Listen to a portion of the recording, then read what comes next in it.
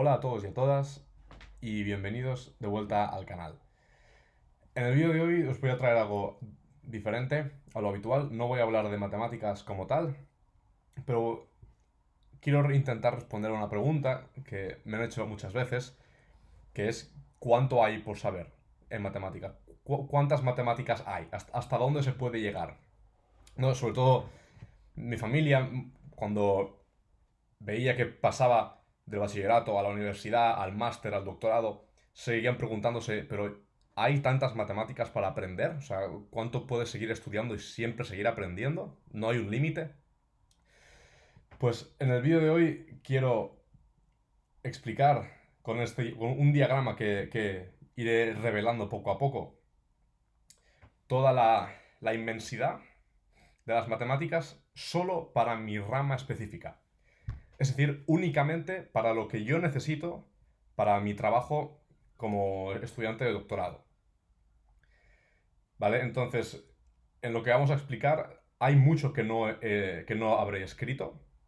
Sobre todo muchas materias dentro de la universidad que sí que estudié en mi día, pero no las he incluido aquí porque no afectan directamente mi rama de trabajo actual.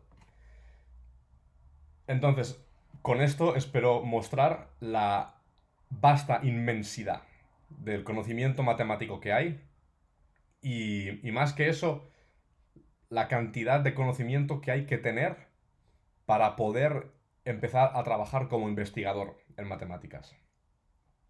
Además de eso, con este diagrama quiero explicar una idea muy importante y es que las matemáticas se construyen en una torre. Bueno, en este caso es como un diagrama tecnológico de un videojuego, pero las matemáticas son como una torre. Todos los niveles se respaldan sobre los niveles anteriores. Sin haber construido unos niveles anteriores no puedes progresar a los siguientes. Bueno, realmente sí que lo puedes hacer, pero tendrás dificultades. Entonces con esto vamos a ver cómo todo se construye por encima de todo. Habrán no linealidades, es decir, habrán cosas que se usan en momentos mucho más lejanos, no inmediatamente. Pero espero que sea un vídeo interesante y que aprendáis algo sobre cómo es la progresión de un matemático o de mi trayectoria particular. Pues, por supuesto, empezamos en primaria, ¿no? Cuando tenemos 5 o 6 años y entramos en la escuela primaria, allí seguramente ya sabemos sumar y restar, pero ahí es donde aprendes, pues, cosas como dividir, la división larga, multiplicar números de varias cifras. Aritmética, básicamente, es lo que el 99% de la gente entiende como matemáticas es aritmética. Es decir, sumar, restar, multiplicar, dividir y ya está. Y quizás en algún momento pues, te atreves a hacer una raíz cuadrada o algo así, pero todo lo que sea operaciones con números que tengan un resultado numérico final, eso lo llamamos aritmética. Entonces, esto es lo que se hace en los primeros años de educación de matemáticas, sobre todo matemáticas mentales. Yo hice mucha aritmética y pasé muchos años de mi infancia haciendo extracurriculares de aritmética y aún así tengo una capacidad aritmética bastante mala a día de hoy. Después de la educación primaria nos movemos a la educación secundaria, lo que en España se llama la ESO. En la educación secundaria, el primer gran cambio que notamos con respecto a la educación primaria, y es el primer gran cambio que a mucha gente, a mí incluido cuando yo cursé educación secundaria, supone un gran salto de dificultad y un gran bache en la carrera matemática, es la manipulación simbólica. ¿Qué es esto? Básicamente es cuando tienes que escoger x más x es igual a 2x. X por x al cuadrado. ¿Vale? Monomios, polinomios, sumar polinomios, restar polinomios, todas estas historias con X, Y, todo esto cae bajo el amparo de la manipulación simbólica. ¿Vale? Y esto a mucha gente, a mí incluido, cuesta mucho, porque haces algo muy raro que es empezar a usar letras en matemáticas y empiezas a usar las normas que aprendiste en aritmética, de cómo sumar cosas, pero las usas con cosas que no son números. Y esto cuesta mucho. Por lo tanto, bueno, esto es el gran primer salto, digamos, ¿no? En la carretera del matemático, pero es probablemente de los saltos más importantes que hay. Es el empezar a manipular cosas simbólicamente. Una vez tenemos la manipulación simbólica, ya normalmente esto es en el primer curso de educación secundaria, al menos en España, se pasa a funciones básicas y álgebra básica. ¿Qué es para mí funciones básicas? Pues bueno, es entender las ecuaciones, las líneas, las parábolas, más en tercero y en cuarto, igual se hace las funciones exponenciales, logarítmicas, toda esta historia. Y en álgebra básica, pues ¿qué se aprende? Pues a resolver ecuaciones de primer grado, de segundo grado, todo ese tipo de historias. ¿Vale? Esto también es un gran salto. El álgebra básica, empezar a resolver ecuaciones, también es un gran salto para la mayoría de personas. Pero va muy, muy relacionado con la manipulación simbólica. Y la mayoría de personas que hoy en día dicen odio las matemáticas o yo no valgo para matemáticas, o sea, la mayoría de personas que se identifican como alguien que no puede hacer matemáticas, es porque tuvieron algún problema aquí, en la manipulación simbólica. Una vez tenemos funciones básicas y manipulación simbólica, ya estamos acabando lo que es la etapa de educación secundaria obligatoria, la ESO en España, y pasamos a la etapa del bachillerato, que debería haberlo escrito aquí arriba, pero bueno. Digamos que es, al fin y al cabo, un tipo de educación secundaria, ¿no? High school, le dirían en América. Ya entramos al cálculo, que, bueno, el cálculo pues es derivadas, integrales, todo ese tipo de historias que mucha gente, pues muchísima gente ha estudiado, tanto en la escuela como en la universidad más tarde, los ingenieros, todo tipo de ingenieros, físicos, químicos, matemáticos, todo el mundo ha estudiado cálculo. Cualquier persona que haya estudiado una carrera analítica o cuantitativa ha tenido que pasar por aquí, por el cálculo. Por estas etapas también se empieza con estadística básica. ¿Qué es eso? Pues es realmente tonterías. Tonterías de escribir una tabla con muchos números y calcular la mediana, la media, la desviación estándar, todo ese tipo de historias, ¿no? Fijaos aquí, lo he dibujado sin ninguna flecha saliendo de allí. Y es porque esta estadística básica para mí es la estadística básica que se enseña en la escuela, que es muy diferente a la que se enseña en la universidad, que vendrá más tarde. Así que si os fijáis, de aquí no he dibujado que salga ninguna línea. Y fijaos cómo el cálculo toma dos flechas de las funciones básicas y la álgebra básica. Aquí ya nos aproximamos a una primera gran línea divisoria.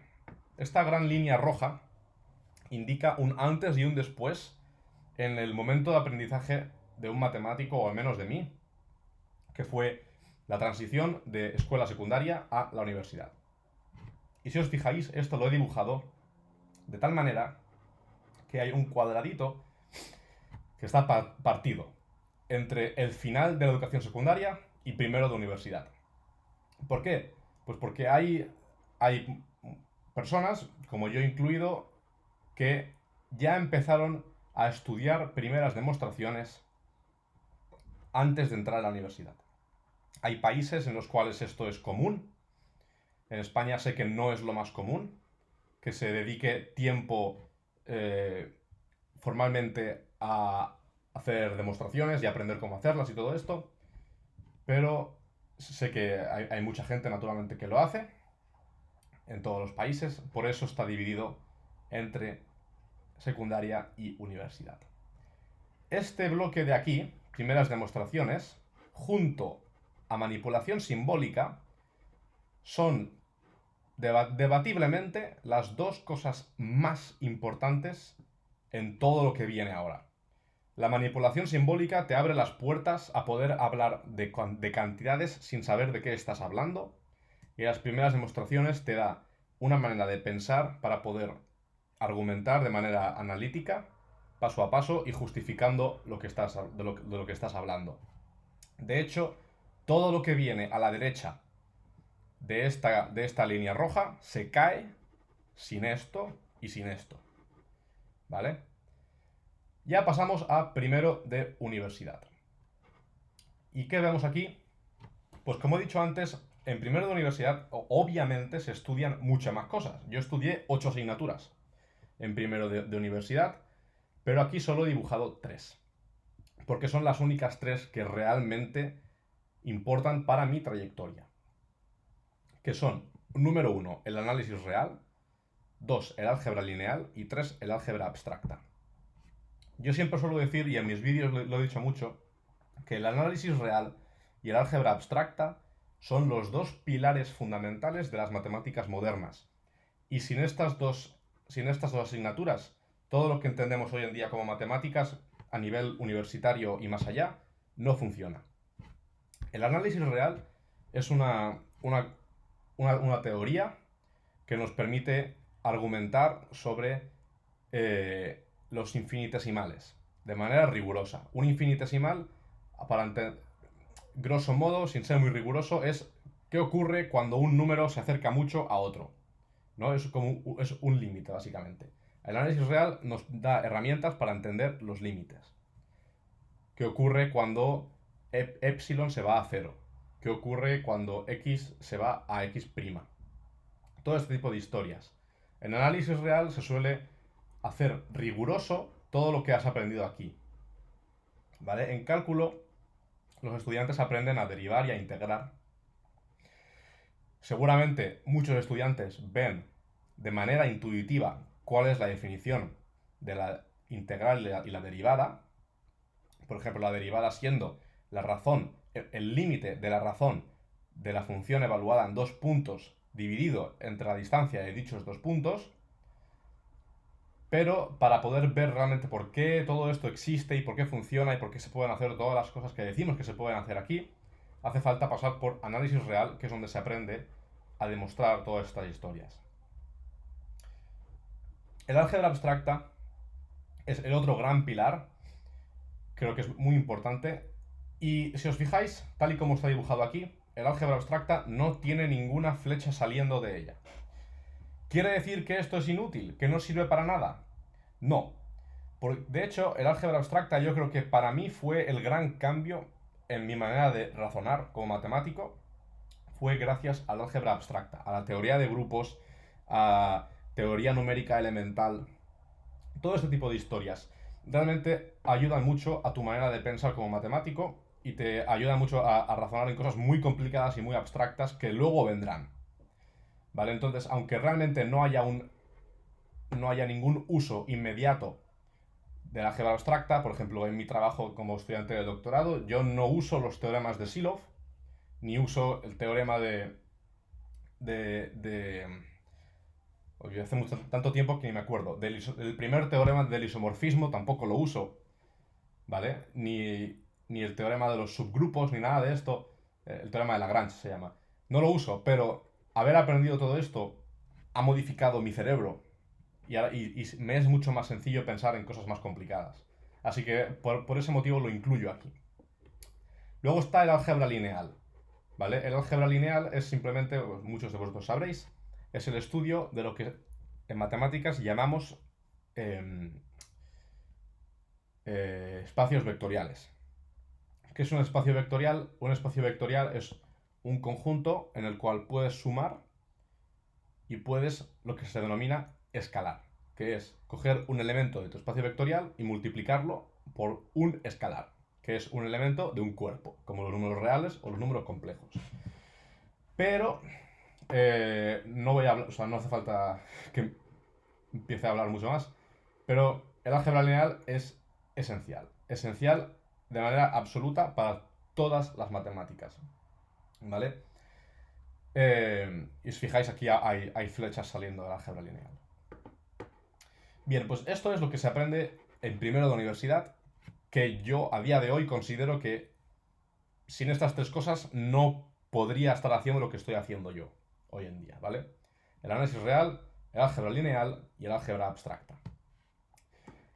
En términos de dificultad, estas tres cosas de aquí son increíblemente más difíciles que todo lo que hay a la izquierda, ¿vale? El salto de dificultad que hay de aquí a aquí es brutal, brutal. Y mucha gente que empieza la carrera de matemáticas no sabe en lo que se está metiendo. Porque, ¿por qué? Por el tema de la abstracción, ¿vale? A la izquierda de esta línea roja todo es muy concreto, todos son números o letras que se suman, se multiplican y sale un número al final. A la derecha de esta línea roja las cosas cambian mucho. Ya no es tanto de obtener una respuesta numérica, sino de estudiar estructuras que igual parecen inútiles o muy raras al principio y no entiendes por qué las estás estudiando, y únicamente más tarde tu cerebro es capaz de conectarlo todo y hacer los puentes y entender por qué estudiaste todo lo que estudiaste, ¿vale? Entonces esto acabamos ya primero universidad y nos movemos a segundo de universidad, ¿vale? Segundo de universidad, como veis, solo he dibujado 2 asignaturas, aunque tomé 8, ¿vale? Pero es que de las 8 que hice, realmente solo hay 2 que a día de hoy digo, sin estas sería muy difícil hacer lo que estoy haciendo yo ahora. Por encima de toda, espacios métricos. Un espacio métrico es un conjunto el cual está equipado con una noción de distancia, de qué tan lejos están dos puntos, ¿vale? El estudio de espacios métricos se puede entender como lo que viene después del análisis real, ¿vale? Es una continuación natural al análisis real y pues se hace un estudio de estas estructuras que cuando lo estudias puedes decir, ¿y esto por qué lo estoy haciendo? Es todo tan teórico, no entiendo. Estamos estudiando puramente una estructura, la estructura del espacio métrico, sin saber bien qué vas a hacer con esto. Pero como casi todo en las matemáticas en primero y segundo de universidad, lo estudias sin saber para qué lo estudias. Y eso no es del todo malo, no es óptimo, pero no es del todo malo porque es más tarde, en tercero y en el máster, cuando ves cómo todo se junta. Entonces, espacios métricos y probabilidad y estadística elemental. Que observa que es diferente a esto de aquí.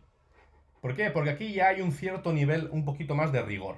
No es lo que viene después, que es la teoría de la probabilidad, y eso es realmente lo importante. Esto sigue siendo teoría, esto sigue siendo cosas elementales, probabilidad muy combinatoria, y estadística basada en variables aleatorias continuas, que son las que te permiten hacer análisis de probabilístico y estadístico de manera, digamos, trivial, sin tener que entrar en teoría de la medida, que es lo que viene más tarde.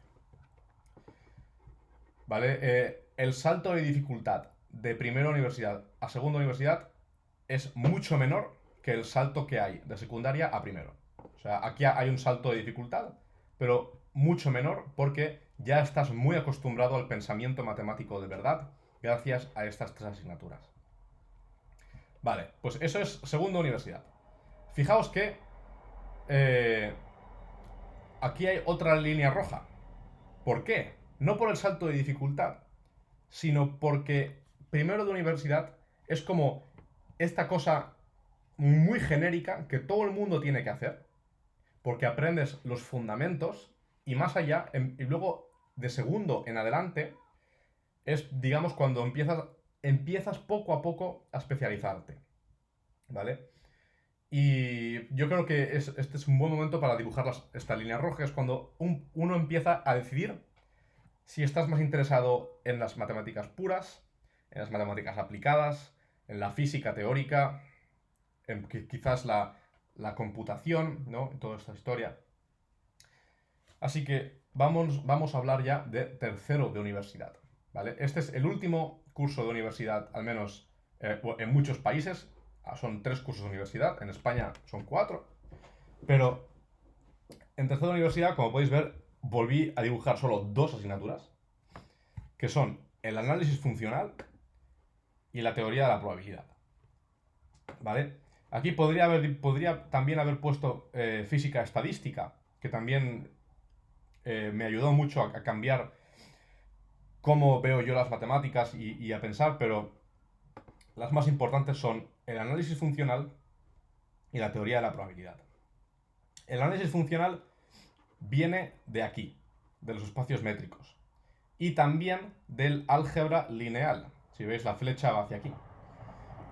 Y el análisis funcional, y de hecho aquí se me ha olvidado dibujar hacia dónde sale, pero sí que sale, ahora lo explicaré hacia dónde sale.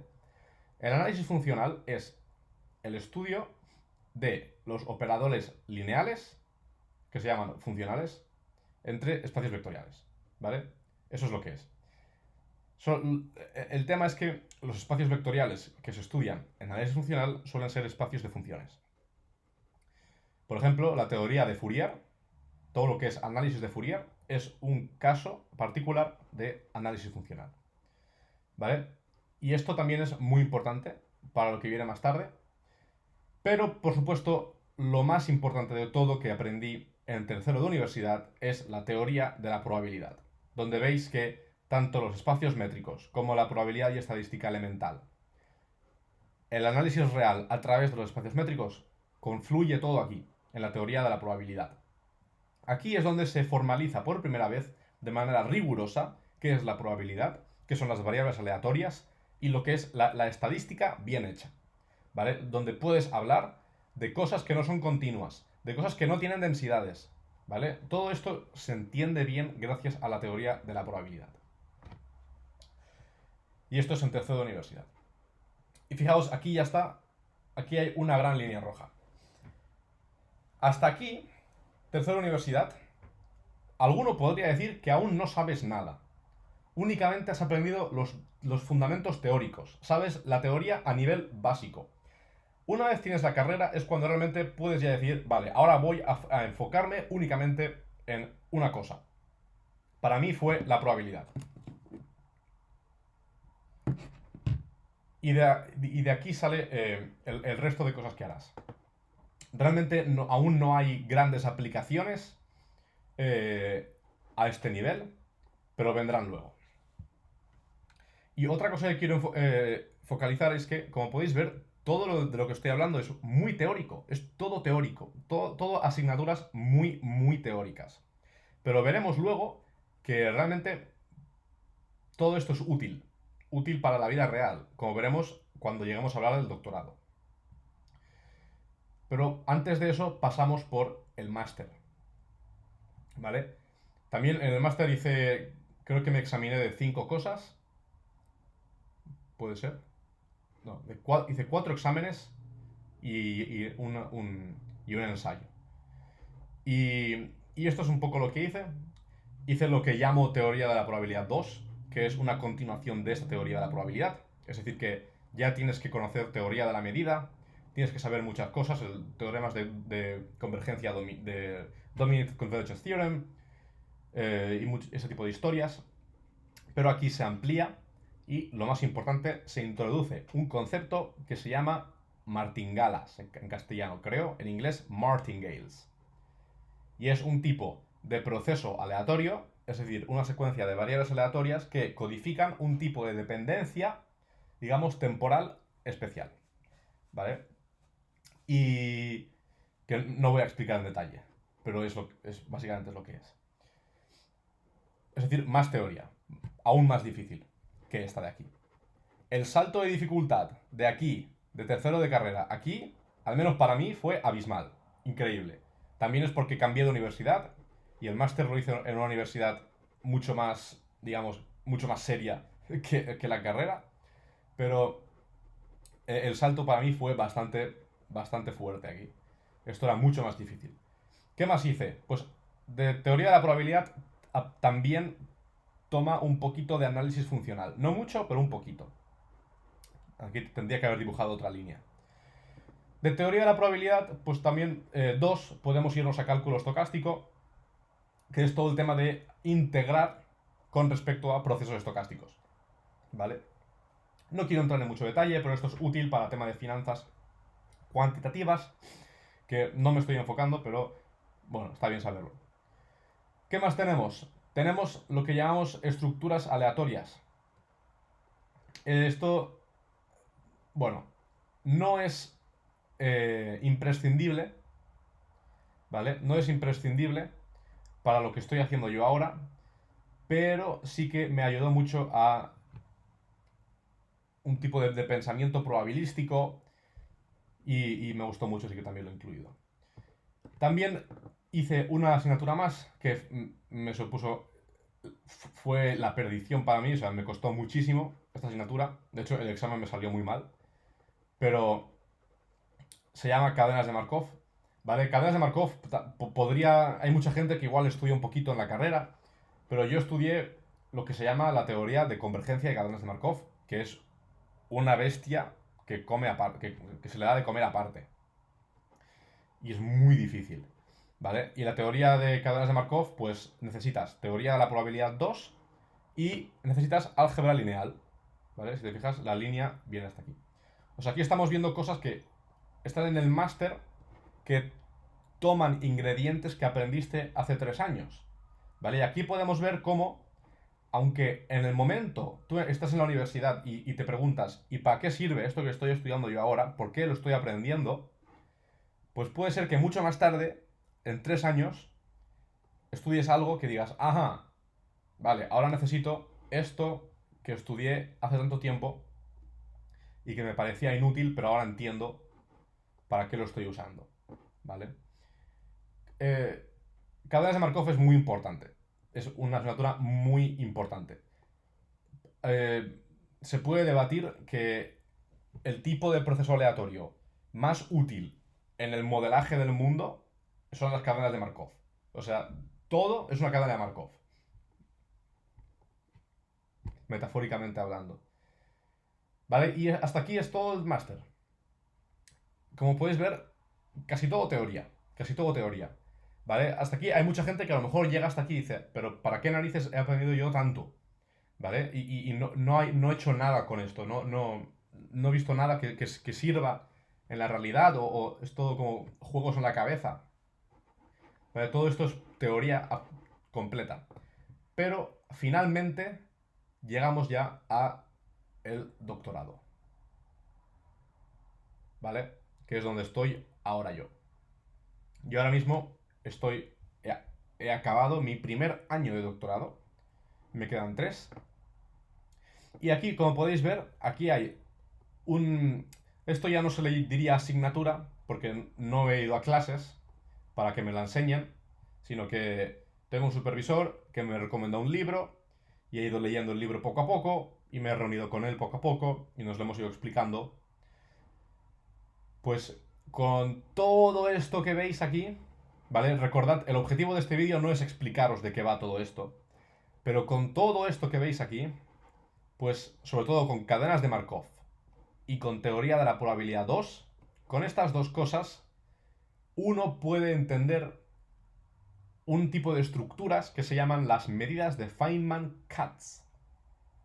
¿Vale? Que también es algo muy teórico, pero muy chulo, a mí me gusta mucho.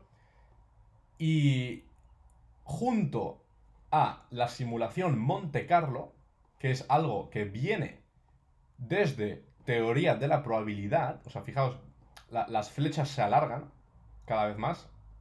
O sea, hay conexiones muy distantes ya. Pero una vez llegas a este nivel, el mío de doctorado, lo puedes ver todo desde arriba. Porque ya, digamos, dentro de tu área lo estás aprendiendo ya casi todo. Entonces ves todos los fundamentos, cómo se conecta todo, por qué fue necesario entender todo eso en su día. Y combinando estas dos cosas, las medidas de Feynman-Katz, como podéis ver, llevan todo esto detrás, que a su vez lleva todo esto detrás, que a su vez lleva todo esto detrás. Una vez entiendes esto y esto, lo puedes juntar y puedes producir lo que será, crucemos los dedos, pronto será mi primer artículo de investigación que se llama Algoritmos de reducción de varianza para simulación Monte Carlo. ¿Vale? Esto es un artículo que he estado escribiendo durante mi primer año. Igual hago un vídeo en algún día intentando explicar de qué va y qué tipo de resultados he demostrado. Pero esto es algo que es realmente útil en el mundo real, se puede usar para hacer simulación de eventos raros, que se puede usar para entender, por ejemplo, problemas de transporte de radiación, problemas de contención de radiación, cosas así. Esto es muy importante para entender este tipo de problemas. Es decir, es muy útil.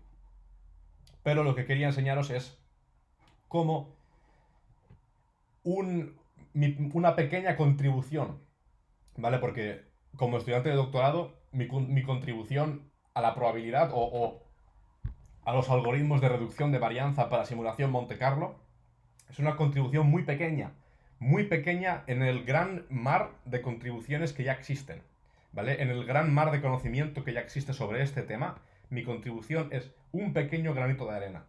Pero mi pequeña contribución ha sido, para mi pequeña contribución ha sido necesario aprender todo esto, ¿vale? Que son 3 años de universidad más un año de máster, pero para poder entender eso hacía falta pasar por aquí, ¿vale?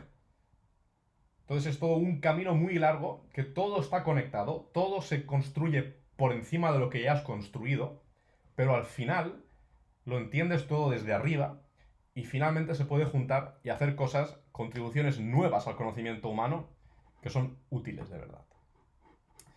Y aquí, bueno, aquí hay una flecha con un interrogante porque no sé qué es lo que viene después. Mi supervisor y yo lo tenemos que discutir aún. Así que eso es todo por hoy. Espero que os hayáis llevado una buena idea de cómo es la torre del conocimiento o cuántas matemáticas hace falta saber para hacer un doctorado. O hasta dónde puede llegar las matemáticas, o sea, cuánto tiempo hace falta, o sea, lo profundo que es. Y nada, un saludo y hasta la próxima.